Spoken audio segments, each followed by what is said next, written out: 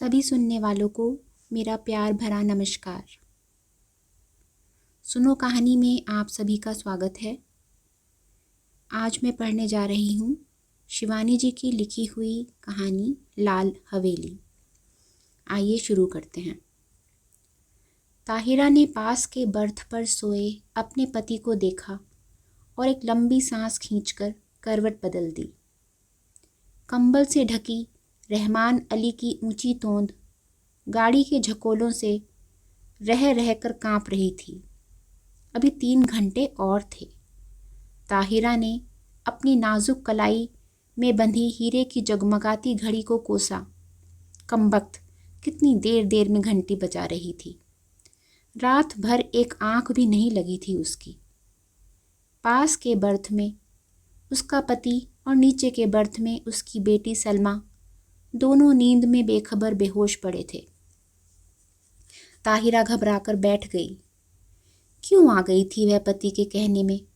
100 बहाने बना सकती थी।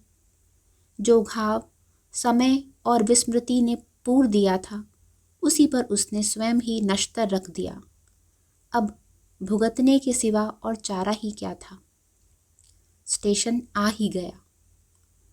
ताहिरा ने काला रेशमी बुर्का खींच लिया। दामी सूटकेस, नए बिस्तरबंद, एयर बैग, चांदी की सुराही उतरवाकर रहमान अली ने हाथ पकड़कर ताहिरा को ऐसे संभालकर अंदाज से उतारा जैसे वह कांच की गुड़िया हो। तनिक सा धक्का लगने पर टूटकर बिखर जाएगी। सलमा पहले ही कूदकर उतर चुकी थी। दूर से भागते हाँफते हाथ में काली टोपी पहने एक नाटे से आदमी ने लपक कर रहमान अली को गले से लगाया और गोद में लेकर हवा में उठा लिया। उन दोनों की आंखों से आंसू बह रहे थे। तो यही मामू बित्ते हैं, ताहिरा ने मन ही मन सोचा, और थे भी बित्ते ही भर के। बिटिया को देखकर मामू ने झट गले से लगा लिया। बिल्कुल इस्मत है रहमान, वे सलमा का माथा चूम चूम कर कहे जा रहे थे। वही चेहरा मोहरा, वही नैन नक्श। इस्मत नहीं रही तो खुदा ने दूसरी इस्मत भेज दी। ताहिरा पत्थर की सी मूरत बनी चुप खड़ी थी। उसके दिल पर जो दहकते अंगारे दहक रहे थे उन्हें कौन देख सकता था। वही स्टेशन, वही कनेर का पेड़। 15 साल में इस छोटे से स्टेशन को भी क्या कोई नहीं बदल सका। चलो बेटी, मामू बोले। बाहर गाड़ी खड़ी है। जिला तो छोटा है पर अल्ताफ की पहली पोस्टिंग यहीं हुई। इंशाअल्लाह अब कोई बड़ा शहर मिलेगा। मामू के इकलौते बेटे अल्ताफ की शादी में रहमान अली पाकिस्तान से आया था। अल्ताफ को पुलिस कप्तान बनकर भी क्या इसी शहर में आना था। ताहिरा फिर मन ही मन कुड़ी। घर पहुंचे तो बूढ़ी नानी खुशी से पागल सी हो गई। बार बार रहमान अली को गले लगाकर चूमती थी और सलमा को देखकर ताहिरा को देखना भी भूल गईं। या अल्लाह, यह क्या तेरी कुदरत, इस्मत को ही भेज दिया। दोनों बहुएं भी बोल उठी। सच अम्मी जान, बिल्कुल इस्मत आपा है। पर बहू का मुंह भी तो देख लीजिए। लीजिए, ये रही अशरफी। और झट अशरफी थमाकर ननिया सास ने ताहिरा का बुर्का उलट दिया। अल्लाह, चांद का टुकड़ा है। नन्नी, नजमा, देखो सोने का दिया जला धरा है। ताहिरा ने लज्जा से सिर झुका लिया। 15 साल में वह पहली बार ससुराल आई थी।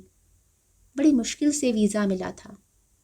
3 दिन रहकर वह फिर पाकिस्तान चली जाएगी। पर कैसे कटेंगे ये 3 दिन। चलो बहू, ऊपर के कमरे में चलकर आराम करो, मैं चाय भिजवाती हूँ, कहकर नन्नी मामी उसे ऊपर पहुंचा आई। रहमान नीचे ही बैठकर मामू से बातों में लग गया और सलमा को तो बड़ी अम्मी ने गोदी में ही खींच लिया। बार बार उसके माथे पर हाथ फेरती और हिचकियां बंध जाती। मेरी इस्मत, मेरी बच्ची। ताहिरा ने एकांत कमरे में आकर बुर्का दूर फेंक दिया। बंद खिड़की को खोला तो कलेजा धक हो गया। सामने लाल हवेली खड़ी थी। छटपट खिड़की बंद कर वह तख्त पर गिरती पड़ती बैठ गई। खुदाया, तू मुझे क्यों सता रहा है? वह मुंह ढांपकर सिसक उठी। पर क्यों दोष दे वह किसी को? वह तो जान गई थी कि हिंदुस्तान के जिस शहर में उसे जाना है, वहाँ का एक एक कंकड़ उस पर पहाड़ सा टूटकर बरसेगा। उसके नेक पति को क्या पता? भोला रहमान अली, जिसकी पवित्र आंखों में ताहिरा के प्रति प्रेम की गंगा छलकती थी, जिसने उसे पालतू हिरनी सा बनाकर अपनी बेड़ियों से बांध लिया था, उस रहमान अली से वह क्या कहती? पाकिस्तान के बंटवारे में कितने पिसे, उसी में से एक थी ताहिरा। तब भी वह 16 वर्ष की कनक छड़ी सी सुंदरी सुधा अपने मामा के साथ ममेरी बहन के ब्याह में मुल्तान आई। दंगे की ज्वाला ने उसे फूंक दिया। मुस्लिम गुंडों की भीड़ जब भूखे कुत्तों की भांति उसे बोटी से निचोड़ने को थी, तभी आ गया फरिश्ता बनकर रहमान अली। नहीं, वे नहीं छोड़ेंगे। हिंदुओं ने उनकी बहू बेटियों को छोड़ दिया था क्या? पर रहमान अली की आवाज़ की मीठी डोर ने उन्हें बांध लिया। सांवला दुबला पतला रहमान सहसा कठोर मेघ बनकर उस पर छा गया। सुधा बच गई, पर ताहिरा बनकर। रहमान की जवान बीवी को भी दिल्ली में ऐसे ही पीस दिया गया था। वह जान बचाकर भाग आया था, बुझा और घायल दिल लेकर। सुधा ने बहुत सोचा समझा और रहमान ने भी दलीलें की, पर पशेमान हो गया। हार कर किसी ने एक दूसरे पर बीती बिना सुने ही मजबूरियों से समझौता कर लिया। ताहिरा उदास होती तो रहमान अली आसमान से तारे तोड़ लाता। वह हंसती तो वह कुर्बान हो जाता। 1 साल बाद बेटी पैदा हुई तो रहा सहा मैल भी धुलकर बह गया। अब ताहिरा उसकी बेटी की माँ थी, उसकी किस्मत का बुलंद तारा। पहले कराची में छोटी सी बजाजी की दुकान थी, अब वह सबसे बड़े डिपार्टमेंटल स्टोर का मालिक था। 10-10 सुंदरी एंग्लो इंडियन छोकरियाँ उसके इशारों पर नाचती, धड़ाधड़ अमरीकी नायलॉन और डेकोरान बेचती। दुबला पतला रहमान हवा भरे रबर के खिलौने सा फूलने लगा।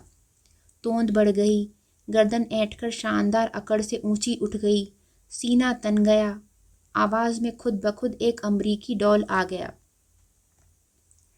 पर नीलम पुखराज से जड़ी, हीरे से दमकती चमकती ताहिरा, शीशम के हाथी दांत जड़े छपर खट पर अब भी बेचैन करवटें ही बदलती। हर मार्च की जाड़े से दामन छुड़ाती हल्की गर्मी की उमस लिए पाकिस्तानी दोपहरिया में पानी से निकली मछली सी तड़पड़ा उठती। मस्ती भरे होली के दिन जो अब उसकी पाकिस्तानी ज़िंदगी में कभी नहीं आएंगे। गुलाबी मलमल की वह चुनरी उसे अभी भी याद है। अम्मा ने हल्का सा गोटा टाक दिया था। हाथ में मोटी सी पुस्तक लिए उसका तरुण पति कुछ पढ़ रहा था। घुंघराली लटों का गुच्छा चौड़े माथे पर झुक गया था। हाथ की अधजली सिगरेट हाथ में ही बुझ गई थी। गुलाबी चुनरी के गोटे की चमक देखते ही उसने और भी सिर झुका दिया। चुलबुली सुंदरी बालिका नववधू से झेप झेप कर रह जाता था बेचारा। पीछे से चुपचाप आकर सुधा ने दोनों गालों पर अबीर मल दिया था और झट चौके में घुसकर अम्मा के साथ गुजिया बनाने में जुट गई थी। वहीं से सास की नज़र बचाकर भोली चितवन से पति की ओर देख चट से छोटी सी गुलाबी जीभ निकालकर चिढ़ा भी दिया था उसने। जब वह मुल्तान जाने को हुई तो कितना कहा था उन्होंने, सुधा मुल्तान मत जाओ, पर वह क्या जानती थी कि दुर्भाग्य का मेघ उस पर मंडरा रहा है। स्टेशन पर छोड़ने आए थे, इसी स्टेशन पर यही कनेर का पेड़ था, यही जंगला। मामा जी के साथ गठरी सी बनी सुधा को घूंघट उठाने का भी अवकाश नहीं मिला। गाड़ी चली तो सहसा साहस कर उसने घूंघट जरा सा खिसकाकर अंतिम बार उन्हें देखा था। वही अमृत की अंतिम घूंट थी। सुधा तो मर गई थी, अब वह ताहिरा थी। उसने फिर कांपते हाथों से खिड़की खोली। वही लाल हवेली थी, उसके ससुर वकील साहब की। वही छत पर चढ़ी रात की रानी की बेल। तीसरा कमरा, जहाँ उसके जीवन की कितनी रसभरी रातें बीती थी। ना जाने क्या कर रहे होंगे, शादी कर ली होगी, क्या पता बच्चों से खेल रहे हों। आंखें फिर बरसने लगीं और एक अनजाने मोह से वह जूझ उठी। ताहिरा, अरे कहाँ हो? रहमान अली का स्वर आया और हड़बड़ाकर आंखें पोंछ ताहिरा बिस्तरबंद खोलने लगी। रहमान अली ने गीली आंखें देखी तो घुटना टेककर उसके पास बैठ गया। ए बीबी, क्या बात हो गई? सिर तो नहीं दुख रहा है? चलो चलो, लेटो चलकर। कितनी बार समझाया है कि यह सब काम मत करो, पर सुनता कौन है। बैठो कुर्सी पर, मैं बिस्तर खोलता हूँ। मखमली गद्दे पर रेशमी चादर बिछाकर रहमान अली ने ताहिरा को लिटा दिया और शरबत लेने चला गया। सलमा आकर सिर दबाने लगी। बड़ी अम्मी ने आकर कहा, नज़र लग गई है और क्या। नन्ही नजमा ने दहकते अंगारों पर चून और मिर्च से नज़र उतारी। किसी ने कहा, दिल का दौरा पड़ गया, आंवले का मुरब्बा चटाकर देखो। लाड़ और दुलार की थपकियां देकर सब चले गए। पास में लेटा रहमान अली खराटे भरने लगा तो दबे पैरों वह फिर खिड़की पर जा खड़ी हुई। बहुत दिन से प्यासे को जैसे ठंडे पानी की झील मिल गई थी। पानी पी पी कर भी प्यास नहीं बुझ रही थी। तीसरी मंजिल पर रोशनी जल रही थी। उस घर में रात का खाना देर से ही निपटता था। फिर खाने के बाद दूध पीने की भी उन्हें आदत थी। इतने साल गुजर गए, फिर भी उनकी एक एक आदत उसे दो के पहाड़े की तरह जुबानी याद थी। सुधा, सुधा कहाँ है तू? उसका हृदय उसे स्वयं धिक्कार उठा। तूने अपना गला क्यों नहीं घोंट लिया? तू मर क्यों नहीं गई कुएं में कूदकर? क्या पाकिस्तान के सब कुएं सूख गए थे? तूने धर्म छोड़ा पर संस्कार रह गए, प्रेम की धारा मोड़ दी पर बेड़ी नहीं कटी। पर तीज, होली, दिवाली तेरे कलेजे पर भाला भोंक कर निकल जाती है। हर ईद तुझे खुशी से क्यों नहीं भर देती? आज सामने तेरे ससुराल की हवेली है, जा उनके चरणों में गिरकर अपने पाप धो ले। ताहिरा ने सिसकियां रोकने को दुपट्टा मुंह में दाब लिया। रहमान अली ने करवट बदली और पलंग चरमराया। दबे पैर रखती ताहिरा फिर लेट गई। सुबह उठी तो शहनाइयाँ बज रही थी। रेशमी रंग बिरंगी गरारा कमीज, अबरखी चमकते दुपट्टे, हीना और मोतिया की गमक से पूरा घर महमह कर रहा था। पुलिस बैंड तैयार था।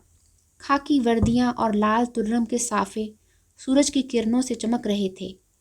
बारात में घर की सब औरतें भी जाएंगी। एक बस में रेशमी चादर तानकर पर्दा खींच दिया गया था। लड़कियां बड़ी बड़ी सुरमेदार आंखों से नशा सा बिखेरती एक दूसरे पर गिरती पड़ती बस पर चढ़ रही थी। बड़ी बूढ़ियां पानदान समेटकर बड़े इत्मीनान से बैठने जा रही थीं और पीछे पीछे ताहिरा काला बुर्का ओढ़कर ऐसी गुमसुम चली जा रही थी जैसे सुध-बुध खो बैठी हो। ऐसी ही एक सांझ को वह भी दुल्हन बनकर इसी शहर में आई थी। बस में सिमटी सिमटाई लाल चूनर से ढकी, पर आज था स्याह बुर्का जिसने उसका चेहरा ही नहीं पूरी पिछली जिंदगी अंधेरे में डुबोकर रख दी थी। अरे किसी ने वकील साहब के यहाँ बुलवा भेजा या नहीं? बड़ी अम्मी बोली और ताहिरा के दिल पर फिर नश्तर फिरा। दे दिया अम्मी, मामू जान बोले। उनकी तबीयत ठीक नहीं है, इसी से नहीं आए। बड़े नेक आदमी हैं। बड़ी अम्मी ने डिबिया खोलकर पान मुंह में धरा, फिर छाली की चुटकी निकाली और बोली, शहर के सबसे नामी वकील के बेटे हैं, पर आसना औलाद। सुना एक बीवी दंगे में मारी गई, सो फिर से घर बसाया ही नहीं। बड़ी धूमधाम से ब्याह हुआ, चांद सी दुल्हन आई, शाम को पिक्चर का प्रोग्राम बना। नया जोड़ा, बड़ी अम्मी, लड़कियां, यहाँ तक कि घर की नौकरानियां भी बन ठनकर तैयार हो गईं, पर ताहिरा नहीं गई। उसका सर दुख रहा था। बेसिर पैर के मोहब्बत के गाने सुनने की ताकत उसमें नहीं थी। अकेले अंधेरे कमरे में वह चुपचाप पड़ी रहना चाहती थी। हिंदुस्तान, प्यारे हिंदुस्तान की आखिरी सांझ। जब सब चले गए तो तेज बत्ती जलाकर वह आदमकद आईने के सामने खड़ी हो गई। समय और भाग्य का अत्याचार भी उसका अलौकिक सौंदर्य नहीं लूट सका था। वही बड़ी बड़ी आंखें, गोरा रंग और संगमरमर सी सफ़ेद देह। कौन कहेगा वह एक जवान बेटी की माँ है। कहीं पर भी उसके पुष्ट यौवन के ने समय से मुंह की नहीं खाई थी। कल वह सुबह 4 बजे चली जाएगी। जिस देवता ने उसके लिए सर्वस्व त्याग कर वैरागी का वेश धर लिया है, क्या एक बार भी उसके दर्शन नहीं मिलेंगे? किसी शैतान नटखट बालक की भांति उसकी आंखें चमकने लगी। झटपट बुर्का ओढ़ वह बाहर निकल आई। पैरों में बिजली की गति आ गई, पर हवेली के पास आकर वह पसीना पसीना हो गई। पिछवाड़ी की सीढ़ियां उसे याद थीं, जो ठीक उनके कमरे की छोटी खिड़की के पास आकर ही रुकती थी। एक एक पैर 10 मन का हो गया। कलेजा फट फट कर मुंह को आ गया। पर अब वह ताहिरा नहीं थी। वह 16 वर्ष पूर्व की चंचल बालिका नववधू सुधा थी, जो सास की नज़र बचाकर तरुण पति के गालों पर अबीर मलने जा रही थी।